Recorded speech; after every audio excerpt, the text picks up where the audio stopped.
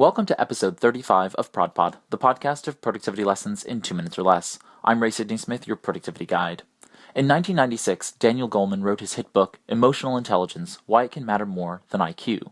Mr. Goleman is a journalist and not a scientist, but nevertheless, he made a breakthrough in the way in which humans understand ourselves by giving context to the new ways scientists were learning about our psychology. Here's the book in a nutshell and how it relates to productivity. The premise of the book is quite simple. Raw intelligence, or IQ tests, score a human metric that doesn't correspond directly with success in life, and that emotional intelligence, or EQ, is a psychosocial skill that should be taught so that humans are more productive members of society. Goleman heavily relies on studies to support his theory, and I think he does so quite successfully. The study that stood out for me the most when I read it 15 years ago now was a study that appears deep in the book in Part 3, Chapter 10, called Managing with Heart. In this chapter, the author describes how researchers basically test high IQ people using emotional intelligence tests.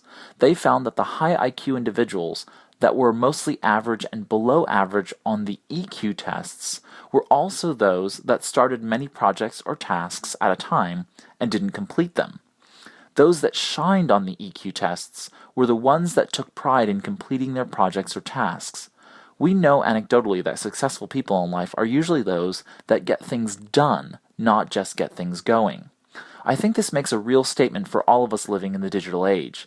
Focus on finishing what you set out to accomplish, and don't get distracted and fragmented in your goals. You'll not only have greater emotional intelligence, but you'll also see more success in your productive life. I hope you enjoyed this episode of ProdPod. This is Ray Sidney-Smith, and thanks for listening. Here's to your productivity success in 2 minutes or less.